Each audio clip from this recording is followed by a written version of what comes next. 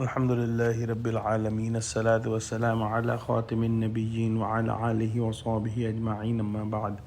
فأعوذ بالله من الشيطان الرجيم بسم الله الرحمن الرحيم قال الله تعالى في سورة الأعراف والذين آمنوا وعملوا الصالحات لا نكلف نفسا إلا وسعها أولئك أصحاب الجنة هم فيها خالدون. Translation: And those who believe and do good deeds, we never burden any soul beyond its capacity. They are the companions of Jannah, paradise, where they will live in it forever.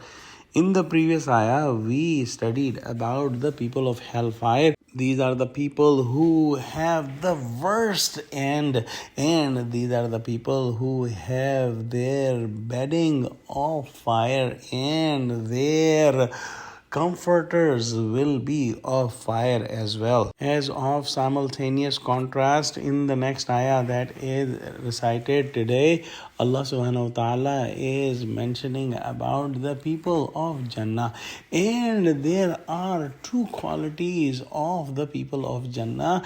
One is that they have Iman, and this Iman is not only Iman of their tongue, this is the real Iman, the Iman of their hearts. And when anyone have the Iman, the belief in their hearts, the direct result of this Iman and this belief is that their actions will be corrected. Now in actions there are worships which are same for all the believers, except those worships, those first ibadat that includes the money, which are zakah and hajj. They are compulsory or mandatory on only those believers who have enough wealth so that they can give the zakah and they can do the hajj. The other ibadat are same for all believers. However, the bigger portion of a man's life is more than the worship, the rituals that are made compulsory on Muslims. Those are the daily living and the akhlaq and the dealing with other people, and these are different for different people. For example, if Allah subhanahu wa ta'ala has made someone a king of the nation, his responsibilities are much more, because he will be asked about all the people who were present in his kingdom.